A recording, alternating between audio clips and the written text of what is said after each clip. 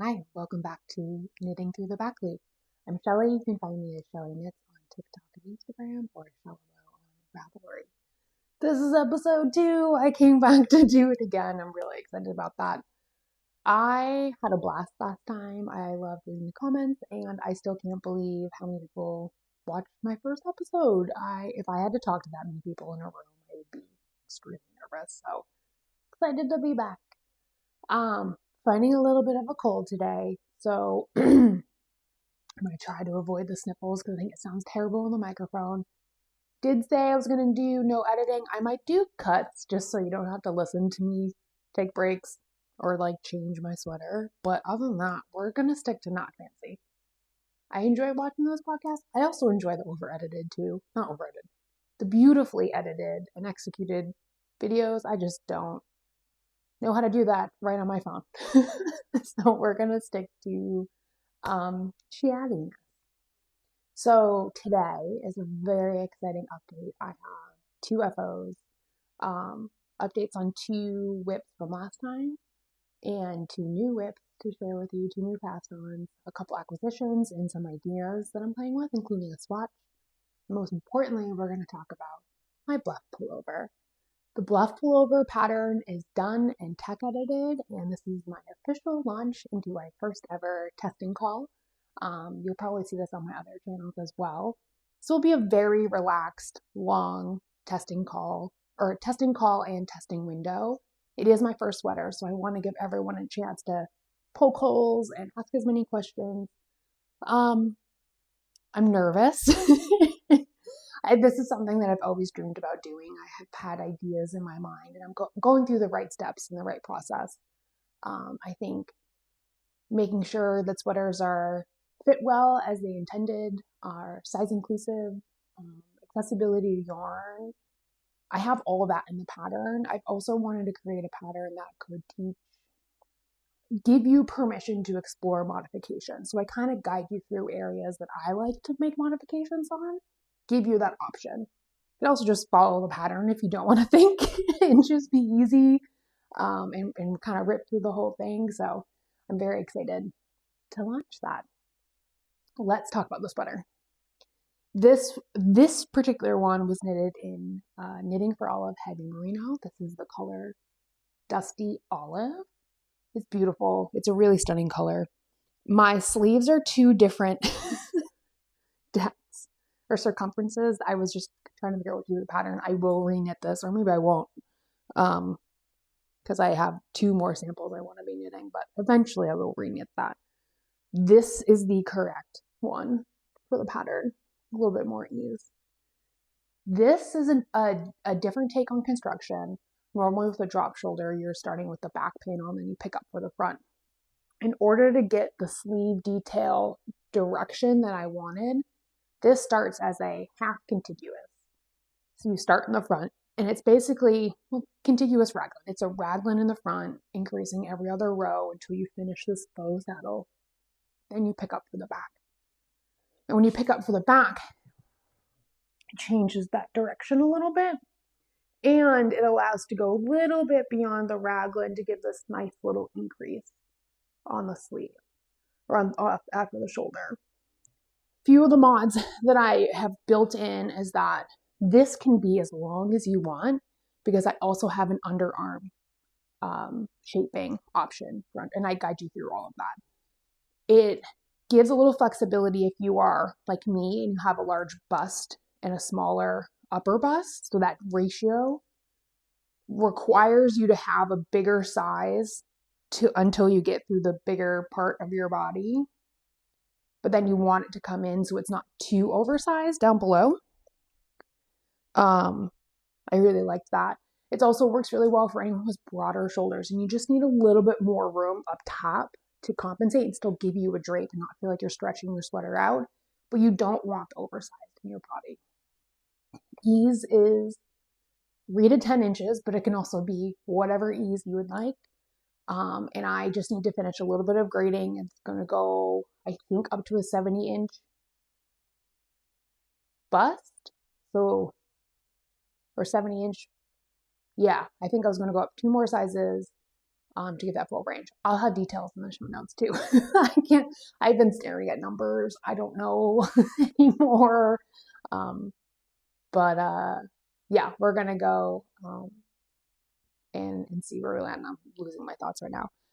The cold's kicking in. The other design element I did is that I put in these short rows right here. I hope I'm not touching it right there. I'm going to pop this off so you can see it. I put in a few short rows right here in the collar. And this allows for, otherwise you would have like a pucker here. However, if you are knitting a really big size, like if you're going 12 or 15 inch positive ease, you could omit that because you're gonna have so much extra fabric through here anyways, and it may be fine, but I do prefer the neck shaping, just kind of bringing that fabric down, that pull down on the collar forward. What else? We have the rolled hem at the bottom, which gives a lot of flexibility on the cast on and the bind off. As long as it's stretchy, it doesn't matter because it just gets rolled up and hides behind, which is kind of a nice option for when you are done with the sweater. I also have the double column in the back, and that runs. Stand up and see if you can see that column in the back. This is probably going to look familiar. This is definitely based off of a rolled neck by a big designer, commercial ready wear. And I'm not going to say it because the algorithm, but that I studied that sweater a lot. That was knit bottom up, a couple other different design features, and 100% cotton. I did design this in 100% merino. My next one is going to be an MCN fingering held double. I think that will make some really beautiful drape. I'm going to reattach this. I think the fingering held double would allow for a little bit extra air, a little bit space, because you don't have that much ply with those two strands held together. We have no ply because you're just holding it. And the drape of that, because that's where this sweater kind of shines, is like how much drape can you get through that. I think anything with like a cashmere or silk or even a plant base, that to give it that weight would look really stunning. And if I'm running the test, I'm going to do about probably a 10 or 12 week test, probably 12 week with flexibility. If you get a arm and most of the torso done, I think that's great. I think you're going to have a really good idea of where to wrap from there. So this is probably going to be a March release. I'm also going to have as many testers that want to test, so don't feel like you're going to miss out if you want this for winter. But with a March release, that gives a lot of opportunity for a spring weight, which I think would be also stunning with like a wool cotton blend. There's a lot of like wool linen blends that are really, really beautiful, like a low micron merino. When it comes to Frankie Gray Fibers has a really beautiful linen and fingering that held double that they are dyeing seasonally, but by the time this fully releases, that might be available. I think they have some on discount right now. They're trying to move inventory. So I'm getting distracted by the yarn. There's so many yarn possibilities, and I walk you through that in the pattern too. I'll have that in the description, because choosing yarn I think is kind of tough with a sweater, and I don't think much about it because I know what gauges I get with certain kind of yarns, certain needle sizes, and like what I like and what I don't. And a lot of people don't have enough sweater experience to know that yet. And I still have dozens and dozens of sweaters to knit in the future, and my love for yarn will probably change. Like I have a new obsession with a new yarn that I'll talk about later. That I think that's what's really cool about knitting. You can always evolve and try new things, and there's probably going to be many, many yarns in that I wish I could knit on that I won't get a chance to, but I have plenty to also enjoy today. So lots of yarn options. I knit this at a 17 stitch gauge. I am a fairly tight knitter, so my needle recommendation may not be small enough for you. So I think it's really important to do a gauge swatch. Also, the gauge swatch is super important. I recommend holding it on your shoulder and looking for that drape to see how it behaves. And you can make a really great choice with that. So, Bluff Pullover. Test call is open. I'll have a link in the comments below. It's just a little Google form. it's also not locking you into anything. So if you think you have an idea for what size, it's just so I can make sure all the sizes are being tested, but you can change your mind after you get the pattern. If you think you have an idea for what yarn you'd like to knit out of, that'd be really cool to share too. So fill that out. I will send out an email, and then we're going to host the chat on Discord. And then, yeah, very excited to get that launched. Okay, on to the rest of the podcast. I'm going to do a quick sweater change. Ta-da! The Grinchy sweater is done, fresh off the blocking mats as of this morning. I'm obsessed. And if you watched my first episode, I almost did not knit the sweater. The pattern is absolutely stunning. I probably would have knitted eventually, but I bought this yarn. This is Sandus Garn Atlas in the color matcha. And this is the Hannah V-neck, not the Grinch sweater. It's just dubbed the Grinch because of the color. The Hannah V-neck by Petite Knit. When I swatched for this, my husband just like casually was like, Grinch sweater. And I couldn't unsee it. And I was like so stuck on that and didn't want to knit it. I posted on TikTok about it, and the feedback of ignoring our husbands and men in general was well received. And when I put it on this morning, he was like, oh my God, that's a beautiful sweater. So we've all gotten over the Grinch look because this green really is stunning. This is my first time. Well, it's a brand new yarn. I also have not woven in any ends. Yep. And I have stitch markers throughout it. I was just too excited. Sorry, I keep touching my mic to put it on. I also have some duplicate stitching to do just where I joined for that V-neck when the two sides were done. It was just not quite tight enough, but luckily you can duplicate stitch and fix just about anything. The yarn. This is a blend of Norwegian lamb's wool and merino. So it's like if Peer Gynt and Double Sunday had a baby, and it's a little bit on the heavier side. It is really fun to knit with. The tactile is grippy and toothy, but not scratchy, so it's quite enjoyable to knit with. I just have like a very cropped tank top on underneath, and I don't mind it next to skin, but I can feel it. So I think it would be more comfortable for some people wearing a shirt underneath. I don't really mind at all. And I actually have a sweater that I do mind that I'll talk about later. So I'm not like completely resistant to everything, but yeah, take that into consideration. I am obsessed with this neckline. I think this is a really fun approach. I do find I struggle a little bit with bunching coming up the back that I want to like constantly tug on. So it might also be my body shape. I find that happens to a lot of my sweaters. There could have been some room for maybe some short rows. I don't know. It also might just relax after being worn on my body, a warm body for a little bit, not just fresh off the blocking mats. I knit this in a size small, which is lappable because I'm usually a large, extra large. The intended ease in this pattern is like 10 to 15 inches. Don't quote me on that. Go look at the pattern.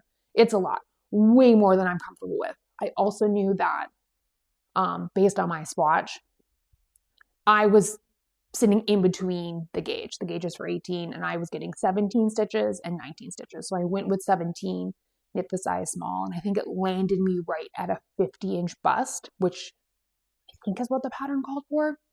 So it ended up being perfect. 50-inch gives me where am I at now? 6 inches. The bust, I mean, we all know everything changes. About 6 inches of positive ease on my biggest point, but it's 9 inches of my upper bust, and I think be 14 inches on my waist. So it's very comfy. Let me stand up and show you the drape on this. So it just sits comfortably. It's not necessarily a drapey yarn. There's still a lot of structure, a lot of body. There's some really cool patterns that this would do well with. Yeah, I had a lot of fun. Each one of my Italian or tubular bindoffs, I did a little bit different, trying to experiment. It wasn't until this sweater that I actually was like, okay, I feel very confident in my Italian bindoff. So what I played with was inside out setup rows, inside out setup row. So I did up here, inside out. I did one inside out setup row, and then did the sewn bindoff right side facing. I did another inside out. I did another right side, which I like normally how you knit. And then my final hem, I did right side setup, right side bindoff, except when I started the setup row, I knit the first knit because we're starting with knit 2, purl 2, and you have to rearrange on that first setup row. I knit the first stitch and moved it to end of round. And what that did was allow for the first cable cross to go right leaning instead of left leaning. And that setup, let's see if I can show you. You can see up here how everything just kind of leans ever so slightly. Well, the bottom, it goes straight, so you can see underneath. It has that, I hope this is showing up right now, that left lean, but by kind of going against, because we're knitting helically. You're always knitting a little bit at an angle. So when you fight that, it ends up squaring off a little bit more. And oh man, I love it. I think this will be the way that I do it. And I hope I really explained that well. So it is your setup row. You're going to knit the first knit, then you knit purl, then you do your cable. So you're bringing that knit to the right, purl to the left. And when you do that, you don't even have to take a stitch off the needle because you can just knit into the second stitch and then bring your yarn to the front, slip the purl. Let me see if I can find a video and put it in the description, or maybe, you know what, actually I did a YouTube short. I will link my YouTube short as to how I did it so you can have a visual, because there's no way I would know how to do that just from me talking about it. Yeah, I am super excited about this sweater. I will probably keep it on. I do have some more to show you, but I can change into those. Yeah, I'm gonna wear it to a Christmas party tonight. I gotta weave in my ends. I promise I'll do that. Hopefully get all the stitch markers out. We'll see. Little ornaments in my sweater. All right, my next sweater is still a little damp, so we're not gonna put it on. But I finished my self-drafted. Actually, I can put that on. It's just the hem. Okay, let me change. Here she is. To be perfectly honest, I haven't even seen myself in the mirror wearing this quite yet, so I have no idea what it looks like. You will be the first one to tell me. This was a really, really fun knit. The sleeves didn't grow as much as I was hoping they would, but maybe when it fully dries, it will relax. This was a 15 stitch gauge, 4 yarns being held together. I had a DK, a fingering, and 2 strands of mohair. The DK was an undyed Dorset Black Welsh Mountain blend, 75% Black Welsh, 25% Dorset. That yarn stinks when you're blocking, like in the best sheepy wool kind of way. My bathroom still smells like it. It's fantastic. Like that is a real yarn, but it's not like itchy rustic at the same time. And as you go through their shades too, this is from Jaegerspun, RIP. And as you get more Dorset, it gets a little bit softer, which I'm noticing too. So I knit this with a contiguous shoulder, a very wide shoulder to give a faux saddle. And then I changed my increase rate Raglan style, but a compounding Raglan does that, where you are increasing on the body at a different rate than you are in the sleeve. And it just kind of makes that curve. I wanted it pretty oversized, and I did an armpit gusset underneath to try to allow for your arms to come up and the whole sweater doesn't come with you. At least that's what I did some YouTube research, and that happens a lot in sewn garments. No idea if I did it correctly. I actually haven't really been able to find a lot in knitting how to do armpit gussets, so if you have any resources, I'd love to learn more. I find I struggle with that with a lot of my sweaters, especially having larger bust. Like it just kind of gets stuck and then the whole sweater comes up. I also did a fun little new trick that I've never done before. When I was switching to ribbing, I went down 2, maybe even 3 full sizes. And then as I did 1 round flat knitting, except every 7th knit stitch, I knit through the front loop and knit through the back loop. And that made a little purl on the 8th stitch, which was perfect because when I knit 1, purl 1, it was all even. And what that did is it allowed the ribbing to kind of go straight rather than cinched in, because I didn't want to, you can always block it pretty straight, but I didn't really want that. I wanted the dense ribbing structure there. I really like how that came out. The other piece was, I decreased a little too rapidly on the arms, but I do appreciate not getting my sleeves stuck in toddler life, cleaning up constantly around them. I think Table 10 podcast talks about that a lot. Of just like, you just can't have these giant oversized sleeves and be living in a house with a toddler. It's just going to be so gross.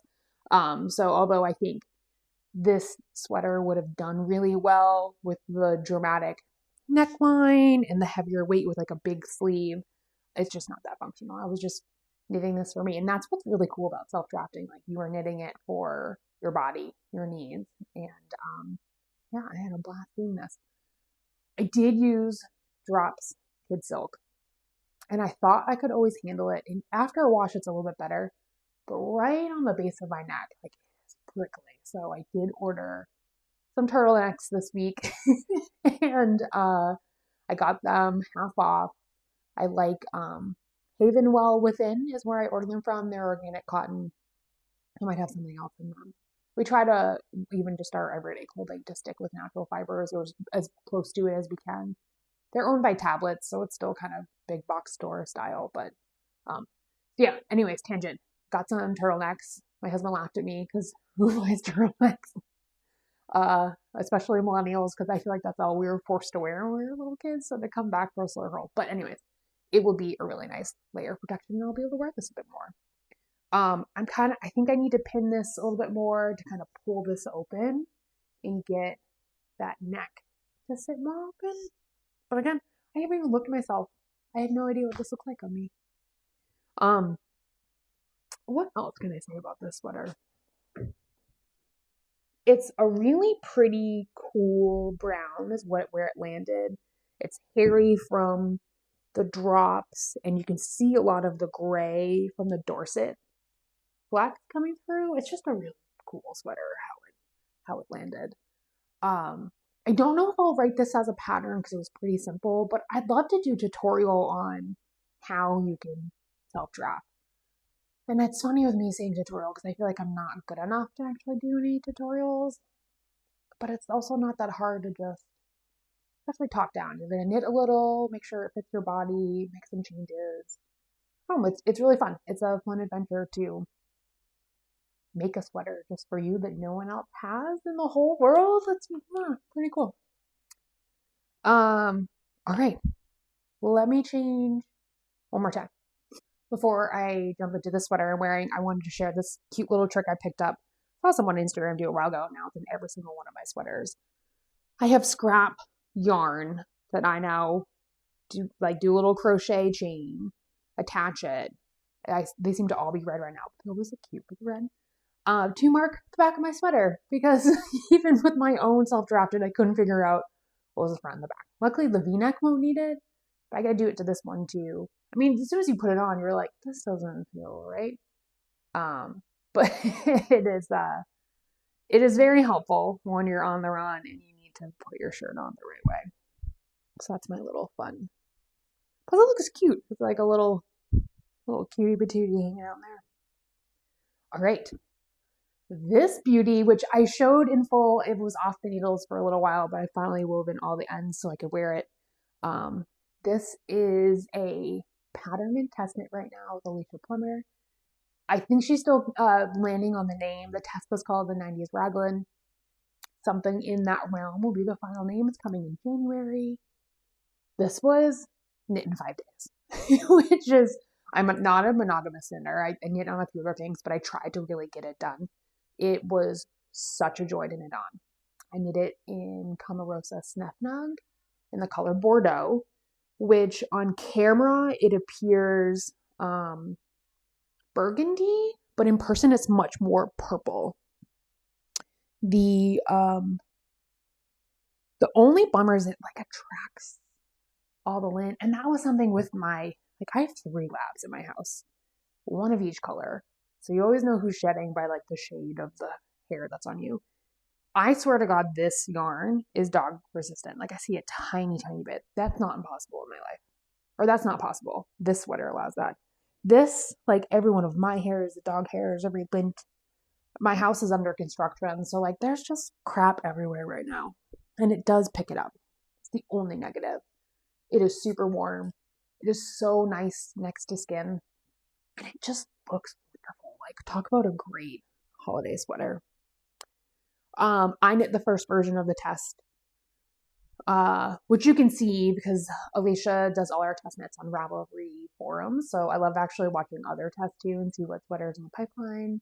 I am a huge fan of Alicia Plummer's sweaters. And if you haven't knit one of hers, I highly recommend them. She's very clever with her designs and comes up with things that, like, you're like, oh, that's amazing. And it fits beautifully, or it lays beautifully, or it's a beautiful design element. Like, she's very, if you want to just like elevate or go to the next level with us, not really a challenge, because she shows you how to do it in their tests thoroughly. And she's also great at responding if you have questions.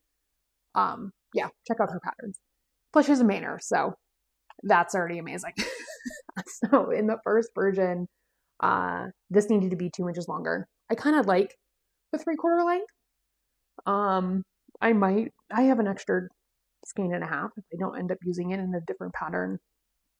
I might go back and pick them up, but I kind of like it a little bit shorter. I also knit on the smaller end of the Positive Ease, so it would be a little bit more fitted. I think this is just the perfect holiday sweater. The construction, it's Raglan, and then you pick up for the neck after the fact. The cast off is nice and stretchy, and it just rolls over. You could probably really modify how high or low you want this neck. I think it would also look really nice right at the cast off line. Cast on to pick up. And just do like a mini neck right there. That would just change it. You could also start with a larger size if you wanted a bigger opening, and then only do raglan up. See, here I am doing mods again. And I probably shouldn't do that to a pattern that isn't even out yet. But there are a lot of ways to customize this and make it your own. I have a sweater on the needles. I have another one already started, but it's in Drops Air, and at this gauge, Drops Air tends to like dissolve, so I don't really know if I want to do that. But I did pick up. I wish, do I have it with me? No. During KnitPicks Black Friday sale. It's hard to say Pixes. They're Wonderfluff in a color like basically like this. It is really, really beautiful. I think that might need to just go on pause because I'm knitting with a lot of green these days. And that's okay. But I just need to put the green down for a moment. So there are very few sweaters that I want to knit multiple of after I finish pattern, because there's so many patterns I want to knit. I'm just like ready to do the next one. I think I need a couple of these. I also think I need at least one more of these because the neckline's really fun. So stay tuned for more details. You can follow Alicia Plummer on Instagram. That's where she posts most often, and can see when this is dropping. All right, let's go into whips. I'm going to change sweater. Right, back to the Hannah V, because I'm not allowed to wear my Bluff because I haven't taken photos yet. I forgot to even address that I'm actually up in my new renovated space. I just got flooring finished yesterday, so we're allowed to like start to slowly move into the space. I don't think we're going to do it because we're doing flooring on the first floor starting in 2 days. So we're going to head out for 24 hours, 36 hours, so that they can do that and that can cure, because we have to glue it down. And yeah, then we can start moving into my new home office. So that's where I have a little bit of space. I wish you could see around me because it's like a table saw, My baseboard's right there. I got a whole bunch of tools over there. So magic of cropping. Anyways, I want to take some photos up here because the lighting is beautiful. This is a wall of windows behind the camera right now. Maybe I'll insert some footage in the very end. And I got these really cute coat hooks that are felted wool balls at the very end. So I wanted to install a couple of those and just use a hanger. I think it just makes a sweater look really pretty with a white backdrop and just how you would imagine yourself wearing it. So, Bluff Pullover, and then I need to take some project pictures for Alicia's. I just realized this was touching raw drywall. This is why I can't wear them until I take photos. And you probably can't tell from my amazing social media skills in this video. I ran social media for a big brand for 12 years. So the fact that I'm even doing this like style of YouTube, I think 20-year-old self would have been like, what? You are capable of so much more, but I kind of like the approachability of this. That being said, I was a staff photographer for them because we had to go get our own content. It was a ski resort, so like we also had to ski a lot and go get our own content. So I still have all of my professional equipment from back then.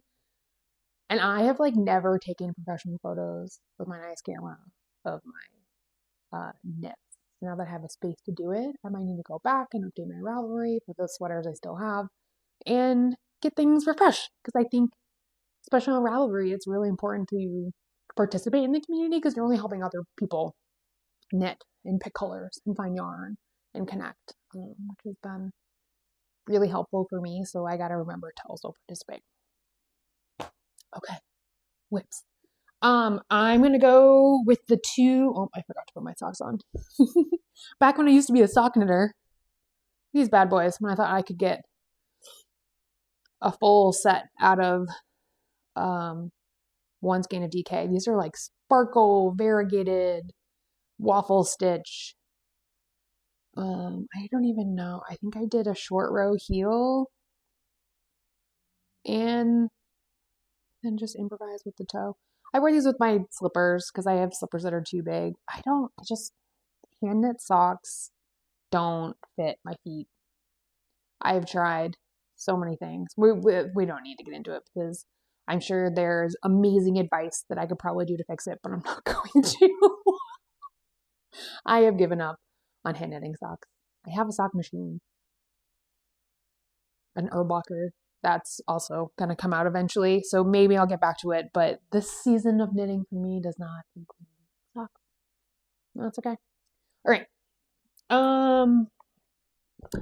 Project bags. I love a canvas everyday project bag. This one particular one's from Land's End. They have the best beach towels, so I tend to like scoop up a few things, and then I got my little podcast on there. Plus, this is really cute because it's very insidery knitting. So if I was going to the gym or something, like another knitter would get that. And yeah, I get to be a little insidery. So inside my brown bag, I have my brown sweater. And I think it'd be really good for us to talk about the beige sweater epidemic. Because I get it, it's not for everyone. It's very easy to hate on. I find that when neutrals stop me in my tracks when I'm scrolling on Instagram or TikTok or even Ravelry and I see other people knitting in neutrals, your whites, your beige, your cream, your gray. It doesn't mean I don't love color. Look at what I'm wearing. And these cold winter months too just make me feel more drawn to the neutrals, and they just look stunning. So there's no hate for the Beige Sweater Club. I am in it. I love it. And the same goes for like popular patterns, which I think it cracks me up that there's such an argument that we don't like you're not, like there's an inner circle of people that don't like popular patterns and will vocalize that. And I feel like that happens in almost every like little subculture too. But there's a reason why they're popular. They look good. They're probably easy to knit too, especially the ones on bigger gauges. But like, we're also not, as much as I love that there were everyone was a knitter in the entire world and we could just all talk about knitting like we talk about sports or the weather. And knitting's like the politics and knitting. Like that's what we talk about at the table. There's still not very many of us. So even like popular knitting patterns are still pretty unique. Plus you add in different gauges. Like no two knitters are the same. That's why you have to do gauge swatches and take your gauge measurements.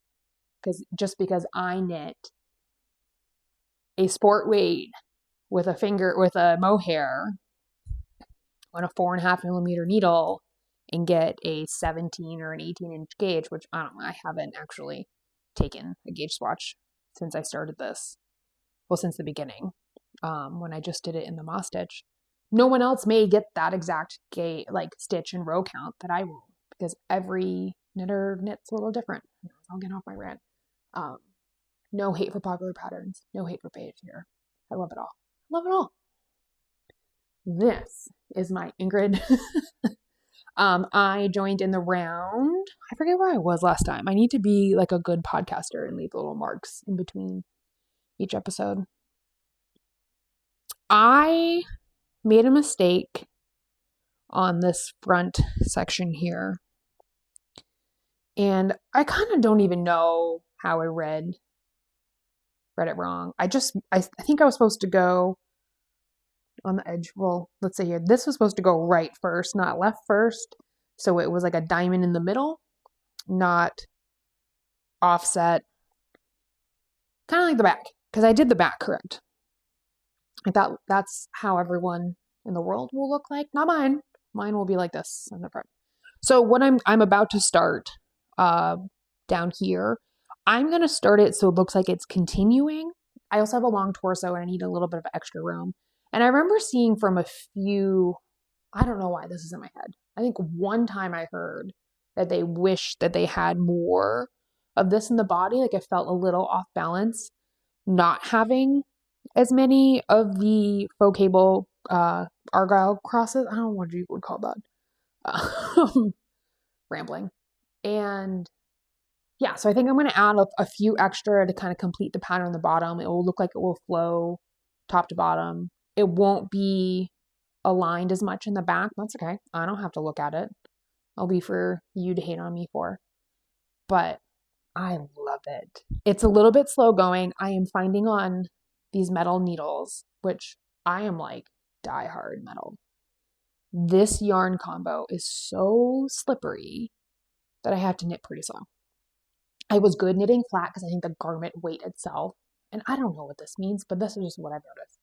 When I was knitting flat, the garment weight didn't pull as much, and I found it still very fast to go through. But now that I'm knitting in the round, there's so many stitches. Maybe it's my cable size. Maybe if I went down to cable, I might try that.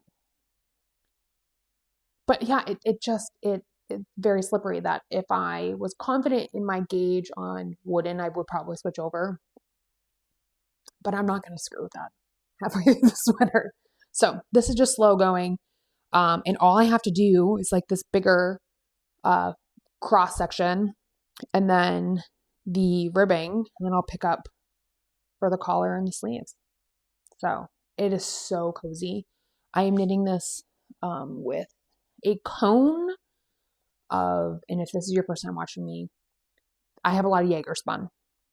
They are no longer in business. If you would like what I'm knitting with, just leave a comment and I will help you find it, because I am annoyingly going to be using a lot of it. I bought a lot of it at liquidation. This whole cone was originally $80. I think I spent $20, and I'm going to get 2 sweaters out of a single cone. So you can't blame a girl for snatching up on that like deal of a lifetime. Probably a stash of a lifetime now too. But so if you would like to knit with something similar, let me know and I will help you find it. I'm very good at finding those. So this is their undyed BFL. It's blended in a way to get this oatmeal color, and it's just the most stunning sport weight. It's soft. It's just awesome. I'm holding it with a Katia 50 mohair shades. It is big. I hope you can see how hairy that is. It's very enjoyable, very fluffy. It's very expensive. 20 grams was $15. So I don't know if I'll knit with that again. That's just, I don't know. We'll see. I'm trying to slow down on mohair purchases until I'm ready to knit a sweater with the mohair, because I'm really particular about the match and how it looks in the cord. I don't really love it when the cord is stark white and then you have the color. I just find that marling isn't always what I'm trying to achieve when adding the mohair. Sometimes I think it's okay.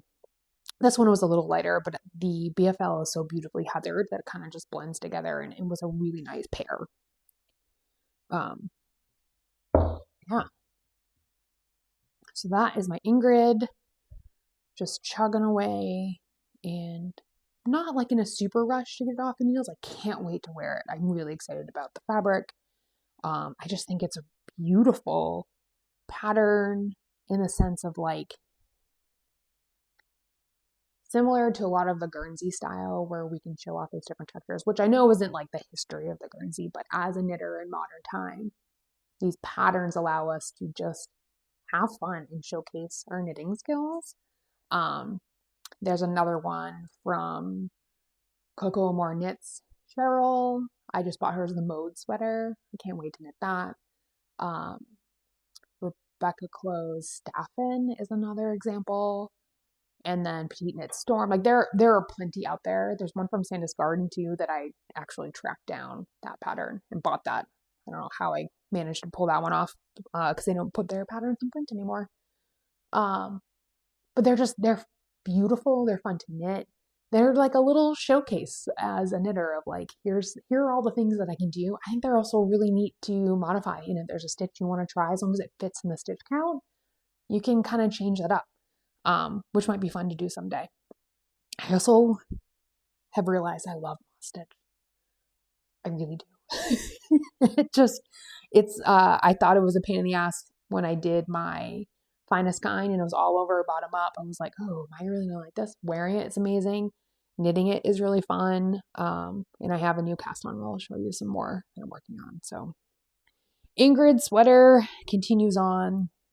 I'll also note if there is a whip that I mentioned last week that I'm not talking about this week, it's because I didn't work on it. And if you want to know about it, I can talk to you about it. Just leave a comment, I guess. Or if you have more questions. Yeah, all right. Number 2, I had some really great progress on my Esther jacket. And let me get my cables organized here. So my Esther, one side is almost ready for underarm shaping. I picked up for the other. When I picked up, let me see, I have that in here. I'm going to get a sneak peek. Actually, I need to redo that anyways. So when I pick up stitches, I started using a Tunisian crochet hook. Chiagu makes these interchangeable that work on their knitting needles. So when I am picking up stitches, I have adapted to using crochet hook. I'm not a crocheter. I think I've done I knit a bag or crocheted a bag once with acrylic years ago. Then ended up throwing away like a grocery bag. It just failed and didn't work because I was not a good crocheter. So my crochet skills are very limited. However, this is very helpful when you're picking up stitches because I find the point of the crochet hook to get right into where you need to, very quick to pick up, and then you just swap the needle around and you are ready to go. Just be aware, depending on the direction that you tend to pull, if you might be twisting your stitches. So you might have to knit or purl through the back loop that first row just to get them arranged. That's just one thing that I've noticed, that first row is always through the back loop. This is a neat little tool. They were like $8 or $10. I think I have a 4mm, a 4.5mm, and a 5mm, and that tends to give me most of what I need. You can buy a whole set. I did buy a whole set thinking I would learn Tunisian crochet like 5 years ago. I've never touched it. I've only done pickup. So that's a fun little trick. And I ripped stitches out of that one to get that out, but that's okay because I need to start over. So I picked up on the wrong hook size, I think, 3 times. This is my 4th time picking up on the right side. So that is very important to make sure you're not too tight. Like I got like a good 2 or 3 inches in twice and just found it was too tight at that pickup and it was cinching. So I was annoyed with that and I went to the left side. Like, okay, I'm just gonna, even though it doesn't make a difference, you're still picking up stitches and doing that. So the other thing I'm going to do, I'm not going to knit this as a jacket. This is going to become a Henley. Henleys are like one of my favorite sweatshirt styles anyways. I think they just fit my body really well. I don't love, because of my larger bust, I tend to put pressure on those buttons and they'll pull and kind of create that gap. So by having that Henley up top, I get that feel, that look. And then from the biggest part of my bust down, when it's just knit straight, there's nowhere to like put pressure on it. So I am at the point, and I draped this over a Henley sweatshirt I was wearing last night, and I felt really good about where the buttons were going to land. So instead of completing that full front panel, I will now do the right panel to the same point in the chart.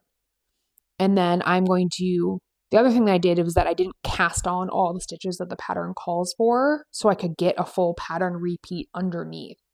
So this is a little bit narrow. This will be a little bit, not narrow. Yeah, I guess this is a little bit more narrow. So the sizing is going to come in. I went up a size in the whole pattern to give an oversized body and then accommodate a little bit extra in the bust that I may need for doing this modification. So I cut out 3 stitches on the left side. I'll cut out 3 stitches on the right side. I will cast on all the stitches that I need to create a full pattern repeat underneath, and then finish knitting the front panel with the underarm increases, which just so happens to be the depth that I need is falling exactly at the underarm increases. It may, if you wanted to do this, it may not be the same for you. It's just kind of how that pattern is working out. So then I will just finish the front panel and then join in the round rather than knitting the whole jacket flat. And that will give me a Henley, which is my second one that I'm doing. I am holding this with a DK and a Sport. This is more Jaeger spun. The DK, they're almost identical. The DK is another one of those Dorset blends. It's a nice big ball. This is 25 Black Welsh Mountain, 75% Dorset. And the heathering is just really stunning with that little bit of black Mountain Welsh. I hope I'm getting that in the middle for you. I'll get better as I keep going. And it gives it a little bit of toothiness. I'm sure it's going to give it a little wool stink when I block it, which is awesome. And the Sport Weight is another cone from Jaeger Spun. This is the green line. It's 100% organic wool, naturally dyed. It's their botanical color line. This is the color Fog. And it's just a nice tonal gray. And I want to show this later because I have some knitting plans to also use this. Again, a cone I think is going to get me 2 full sweaters, which is incredible. And I find that they just make this beautiful dynamic gray. Again, no hate for the neutrals because this is just like I'm going to wear this all the time. I'm also discovering that I love a seed stitch on a thicker yarn on a smaller needle. I think it just performs so well. It almost makes me want to do a book cardigan, but I'm not going to because that fit is not for me. Maybe I'll do the pullover someday because there's a lot of seed stitch in my sizes. I will get to that in another episode because I am determined to fix that pattern for larger sizes. I have thoughts in my head. Anyways, yeah, there's my Esther jacket.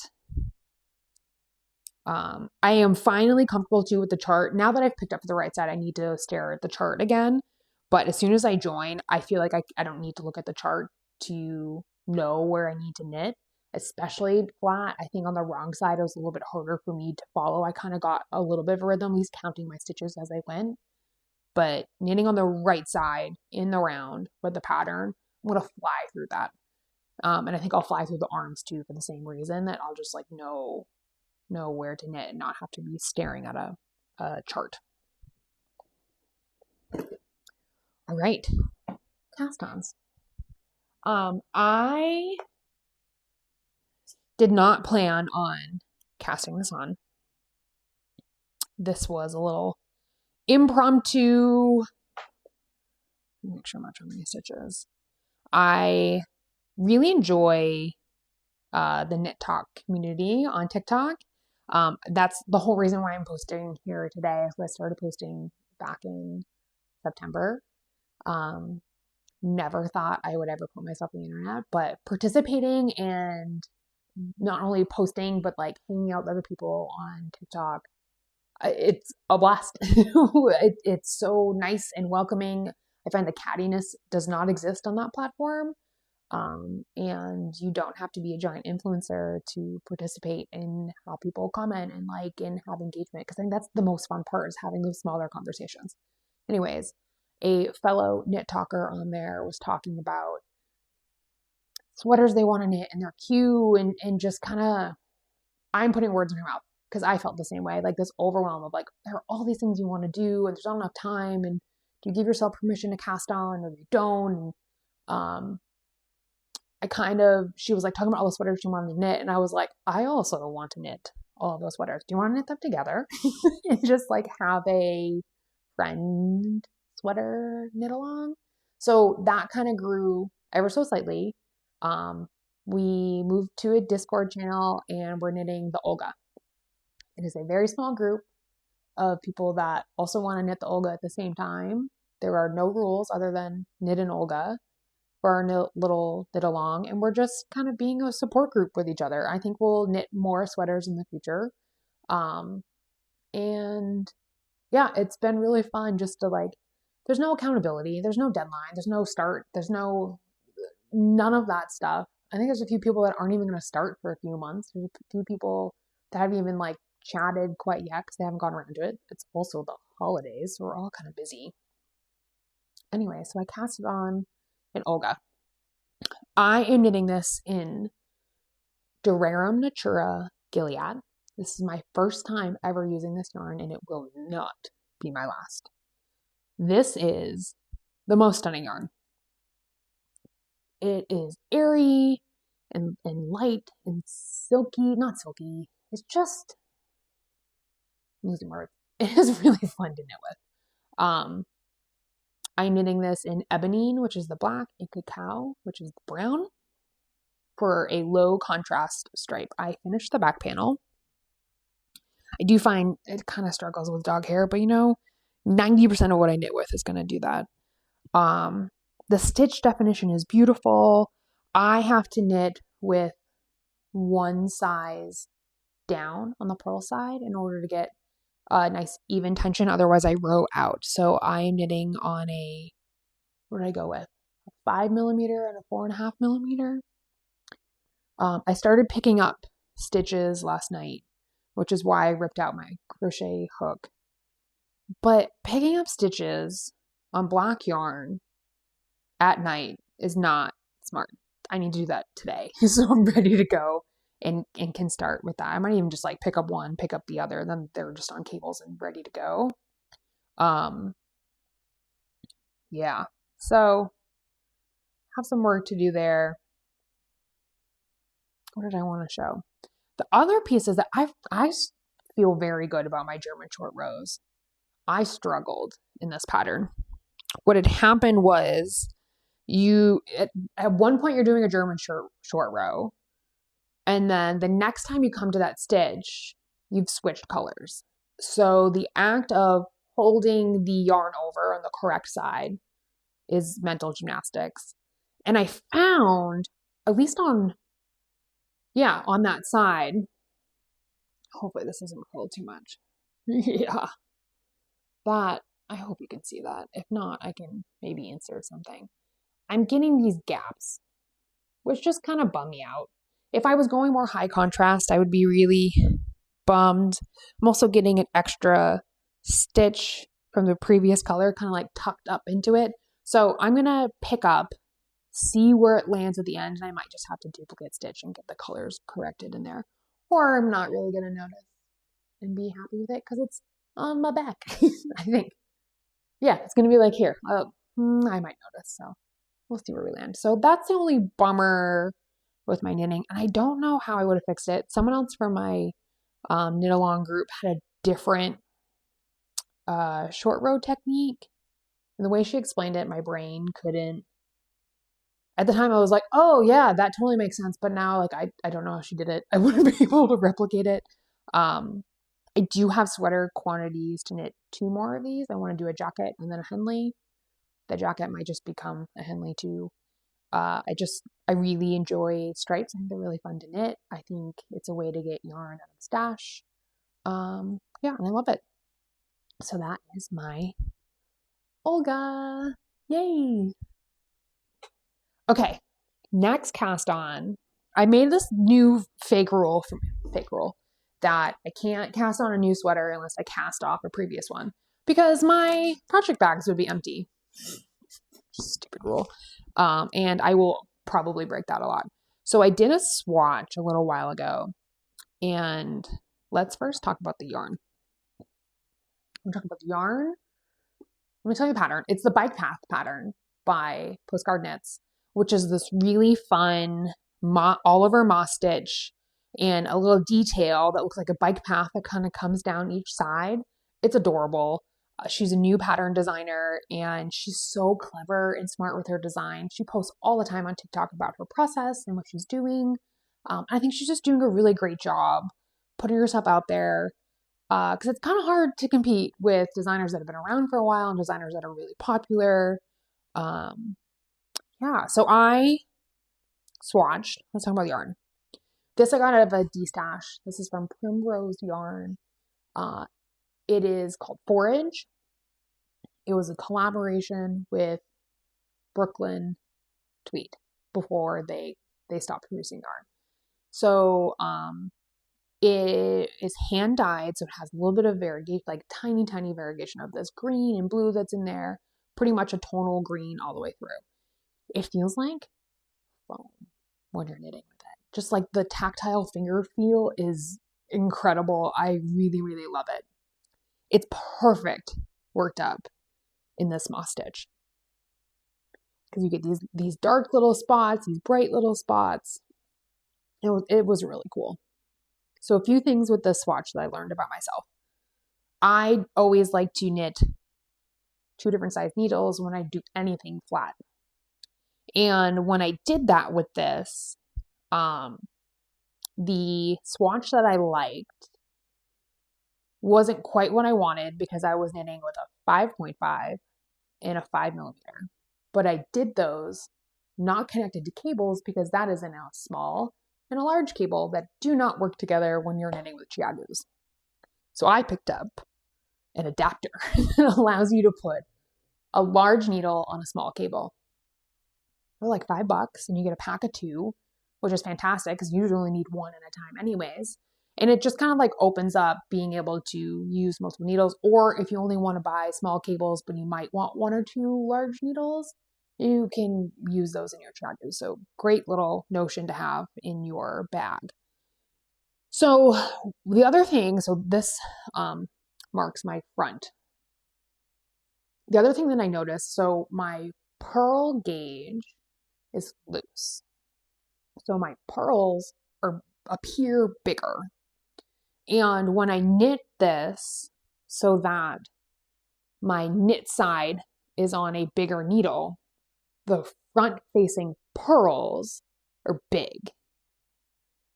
But when I went on the other side, because I'm on the smaller needle, my front facing purls are smaller. And the knit stitch, I find on the moss stitch, the knit stitch isn't as important. It's really how your purls look that kind of determine the evenness of the texture, at least in my opinion. So for this sweater, I'm actually going up a needle size on the wrong side, which is like how, like, it took me a while for my brain to get there. And that's because it was more important to me for the purls to be matched up than the knits. And I thought that was really cool that even after all these years and like, I think I've dialed some things, a swatch still surprises me. So I have my adapter. I don't know if you can see that. I can also link in the captions of what these look like. And that just allows me, unscrew those. And it just goes right into your small cable. They also make them small to large. And it's smooth. It doesn't get hooked up on anything. They did a really good job designing that just to slowly increase. There's a taper in there. So I have my 5.5 millimeter that I knit with on the wrong side and my 5 millimeter that I knit with on the right side.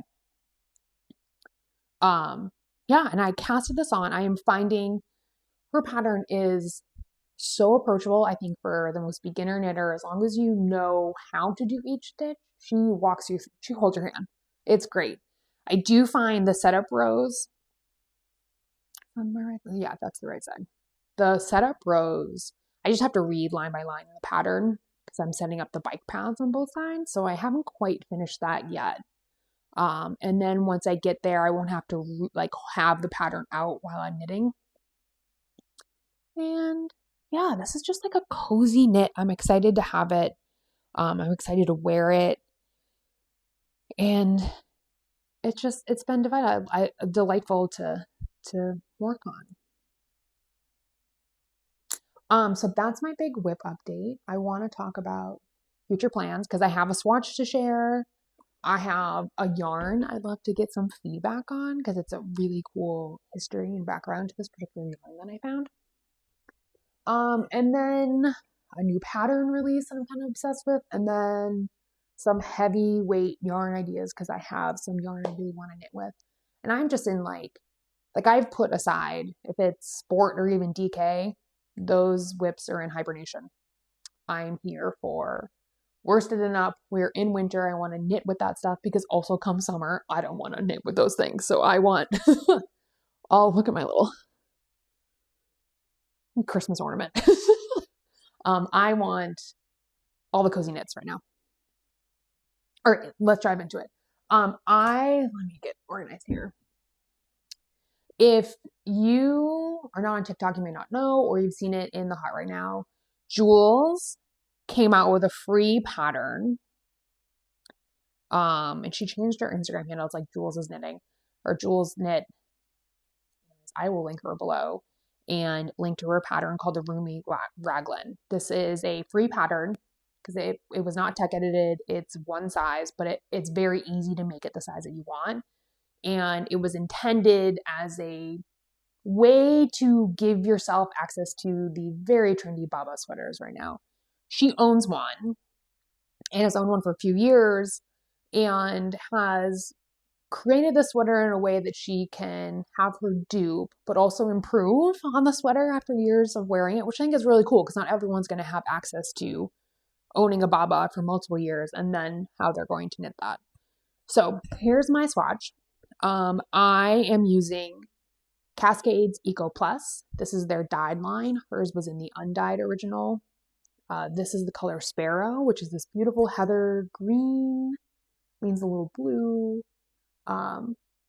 This is 250 grams for about 20 bucks. Like, it is great. It's also a chunky, bulky, 2-ply. So on its own, I might pill a lot. I have another one that I thought was going to be navy and it came out more tealy blue. So I'm going to stick with this one for now. And I bought, the pattern calls for Blue Sky Fibers Woolstock Light, which is this green right here. And I have a bunch of like heathered sport from Jaegerspun and some sock yarns. I just wanted to like try a couple different blends. So I held this with my BFL that's in the Ingrid Sweater up top. I have this sock, which I think I ended up like scooping up into, oh, it's right here. The sock in a khaki green. God, if my mother watches that, she's always made fun of me since I kid. I can't pronounce khaki. This khaki green right here, which I love. Then I held it with a heather. It's called the heather line. I think it's a Gotland heather in the color mousse. It might just be a regular from Jaeger Spun. For brown, no, the brown was down here. This was dust. This is like a very warm beige. Here's the green and then the brown. And I think I've landed, I really like the khaki. And let me show you the cone of that. It's very similar. It's a little bit more green. There's some yellow in there. And I kind of like how that knits up. Plus I think I have 2 of these, so great to get these going out of stash. This is a 15 stitch gauge Raglan. Like, it's gonna knit so fast. I am finding, like last night I was knitting, I was like, okay, all of my patterns at this given time or all of my knits at this given time require me to be looking at a pattern. Like, I need something kind of like my self-drafted where I don't have to look at anything like stockinette or it's a raglan, or I just like have a rhythm and know what to do.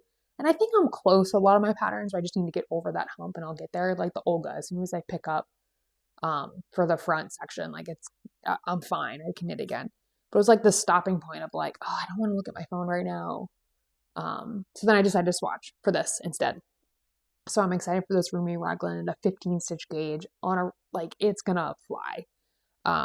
And this is surprisingly soft. Maybe it's because it's the dyed line softened it up. Like, I thought that I was hearing that the eco line was rustic feeling. So I'm going to bet that it's because of the dye process that this is soft, but this is non-superwash. I don't know I don't know why anyone would complain. Maybe because I'm knitting with the most ridiculous stuff or have some other yarn. But so that is my first TBD pattern. I love to swatch and just like get things out of my head and figure out what to do. Just gonna check that. Next up, oh my God, I'm forgetting the name right now. Andrea Rangel came out with a whale raglan. Whaley something. It is a mama whale and a baby whale. Like, are you kidding? It's so cute. It's also knit in fingering weight. Fingering weight color work. Like, I'm not going to do that.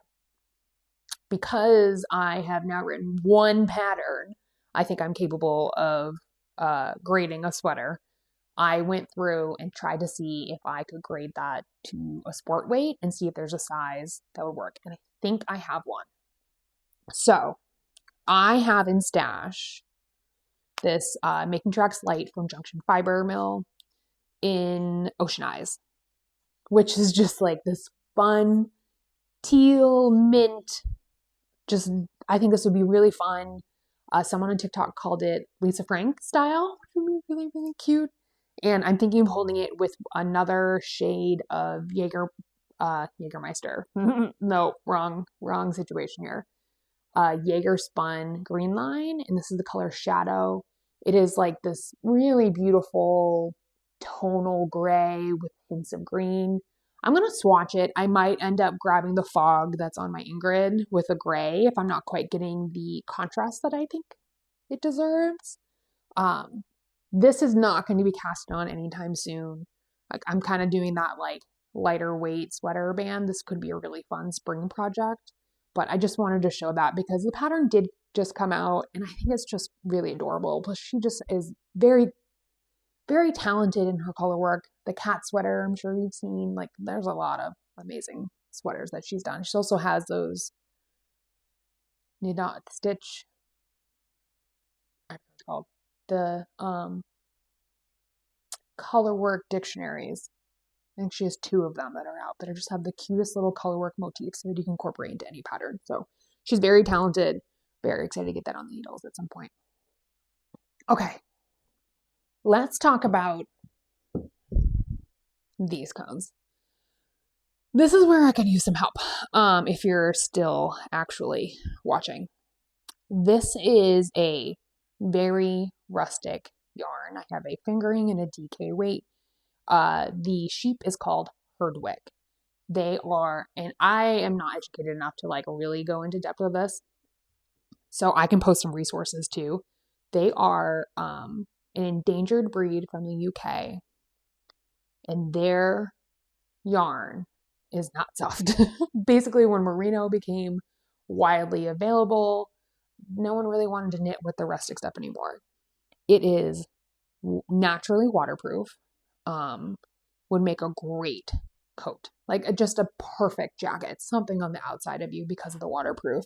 You can see just the inconsistencies in their coloring just based on the sheep color.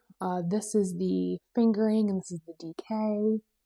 It's really, really beautiful. I started doing some research on some jackets, but I would love to hear if you've ever knit with this, what did you make? Or if you've knit with very, very rustic yarns before and you were really happy with that garment was, what was that? Because I think it would be really cool to honor the sheep. I got these cones. The reason why I even found this is that 2 years ago, I took a weaving class here in Portland, Maine at a place called Factory 3. And the owner's mom is actually a beautiful weaver. And she does a lot of specialty work highlighting rare breeds from the UK that are going extinct or have gone extinct because she's been doing it for enough years. And her whole goal is to educate and kind of like bring these sheep to awareness. And this is one of her favorite breeds. I got to feel it in person and went home and immediately bought these cones because I wanted them in my possession. I wanted to feel them, especially different weights. I have not swatched with them yet. Maybe that's what I need to do is swatch and see how it feels to knit. But you can see, I don't know if you can see off the top, the wiry hairs. Like it looks like a Brillo pad. Kind of feels like it too. I think my husband put this on his face and he was like, oh, it's like a loofah. Could bathe ourselves with these. So that's my exciting side quest in my brain and dream knitting and what I want to do. I'd love your ideas. Okay, let's talk about a few of my heavier weight yarns and a couple, well, I guess you tell me if you've knit with any Aran weight or worsted weight sweaters before. Going back to like the popular sweaters too, I think Ozetta has a lot of those very popular sweaters. The Lakes, the Great Lakes, the winter pullover, to name a few. I think the Rhodes is really stunning and has a detail on the drop shoulder back of I don't know if it's garter or pearls. Anyways, very simple designs, very classic. Definitely has been labeled like in the beige popular category and maybe is ignored. I love the sweaters. They're very wearable, very approachable.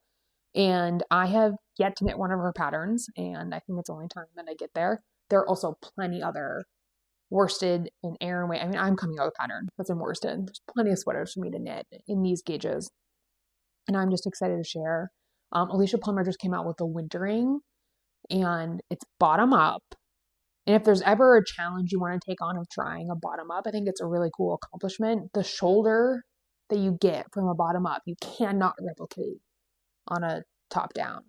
So if you knit a few sweaters, and really the only hurdle is, can you get the dimension or the length of the torso correct? And so if you take your gauge swatch and you know exactly how much you want to knit, you're golden. The other piece is you can skip ribbing, provisional cast on, knit from the bottom up, and at the very end, go and pick up your stitches and put as much ribbing you need to get the right length. And it could be more cropped, it could be longer. So hers is knit in Peer Gynt mohair or Harrisville Design sheer, which is one of my favorite yarns ever. So definitely a heavy worsted gauge. Any of these could be really amazing. So let me start with, this is Peace Fleece in the color Brownie. And I hope the sunlight is picking up just how dynamic this yarn is. It is black and brown. It's just beautiful. Peace Fleece, I've heard, is very controversial in the finished garment, where the amount of mohair that's in there people think is going to be soft, but they find it very not. At the same time, it says right on their website, it will get softer over time. So I think I want it so I can experience that and how soft I can get. I have this in black too, and I would love to knit another Finest Kind in black just because I've done it already. So I feel confident about the sizes and where I need to pay more attention and count stitches and use stitch markers just to help me through the pattern. Also, black and brown are super forgiving, especially if you're in a moss stitch and you kind of fumble a little bit, or if you like do the wrong repeat. There's a lot of grace in these colors. So that's one skein. Then I skeined up. I was like ready to swatch this, and I realized I have too many other things going on. I also have this in Deep Stash from Holly Berry. This is an undyed heavy worsted Aran weight. It is 80% merino, 15% baby alpaca, and 5% viscose. And I think the viscose are the nebs in the tweed. It is so soft. It's a 2-ply. I think this would pill a lot. I have it's an alpaca, cashmere, silk, nylon, fuzzy, undyed. That would give this some strength. I think holding this with something would be key. The winter sweater or the Great Lakes are worsted or Aran held with a mohair. And I think this would look really beautiful with undyed fuzzy mohair or cashmere or alpaca suri. Any of those I think would be really great. I'm just a little hesitant to have anything white when I have a toddler in my life, but I think it would be really beautiful. Plus, color of the year. And we're gonna talk about that at the end too. So that's another heavy weight I have in stash. This is a new acquisition. I placed an order from Primrose Yarn, which I'm doing the bike path sweater in.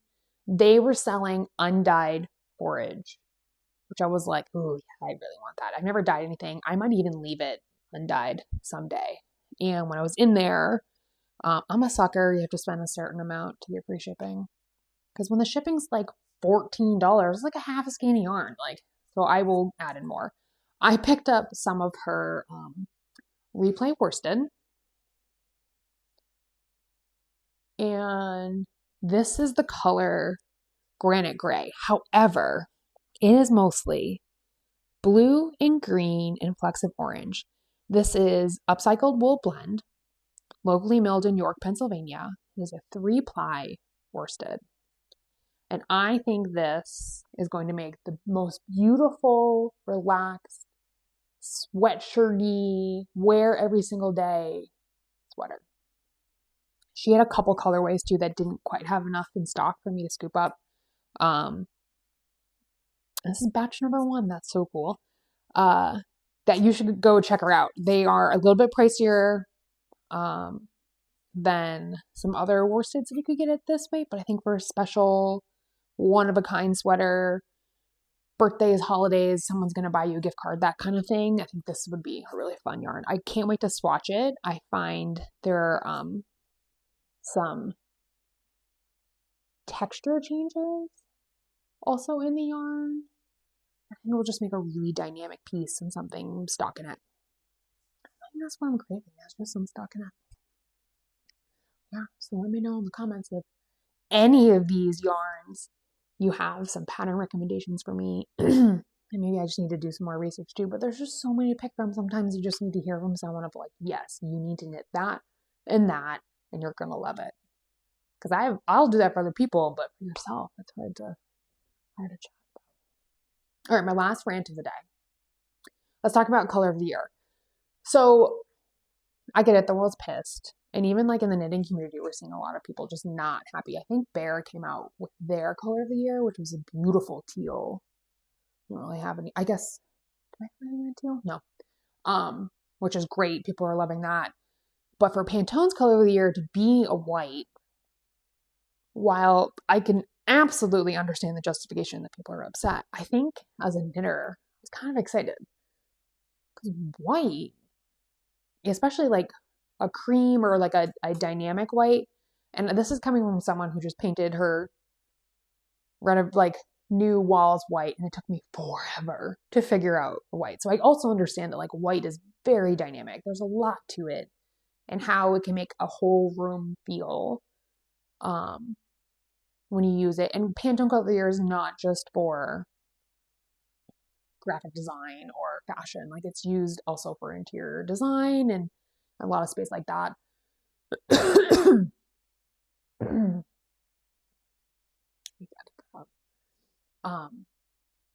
But as a knitter, white looks so good in cables, lace, all over texture. I mean, it's the reason why we see so many patterns in white, because it's so easy to look at. Color work, like as your main color or your contrast color, like white is so dynamic and so important in our knitting that I don't hate it. And I wish more people in our world wouldn't hate on either, because I think it's a big opportunity to be like, all right, I see you, Pantone, and like raise the bar a little bit, because white does play a really important role in our craft. Anyways, a very small little rant. I have no idea how long I've been talking for, and I need to go see myself in the other sweater, so I'm gonna wrap up there. Thanks for tuning in. If you made it this long, that's amazing. I'm very excited. If you want to test knit my Bluff sweater, there's no start date either because it's the holidays. And if you can get to it, that's amazing. If you end up not finishing or not getting to it, that's okay too. The fact that you even thought about it, I think is awesome. I really want to make this pattern as approachable for everybody. Like even my pricing structure, I'm starting to think about how I would price that. My goal is to just like cover the cost of the tech editor. I work a full-time job. This is truly a hobby for me. So I feel for the pattern designers where this has become their livelihood. And I have the privilege where I don't need that. So I can have a lot more flexibility in making, I want to price it appropriately so it doesn't undercut other hard work that's out there, but also make it approachable. Anyways, it's a hard balance because you're talking about like $1 more here, $1 less there, or coupons or promos or pay what you can. There's just a lot. So if you have ideas, I'd love to hear it. What do you think is a good approach for charging for patterns? And it's not that I didn't work hard, and yeah, I'm just excited to bring that into the world. I'm like, to be able to create, it's a different creative process to be able to put onto paper something that I've created, to allow other people to also create something not identical but similar. It's just a really cool sliver of our craft that I get to participate in. It may be the only pattern I ever write, because I just am obsessed with also knitting, participating in the community that way. And I don't think, like, you see these big pattern designers and they don't knit any other patterns, and I don't think I ever want to give that up, because there is a part of that community that I would miss out on, where you bond over sweaters, you have knit alongs, you see sweaters in the wild, and I think that's really cool. So anyways, I'll be hopefully back in 2 weeks with more updates, more FOs, more whips, more yarn, all the things. Thank you so much. Have a great holiday.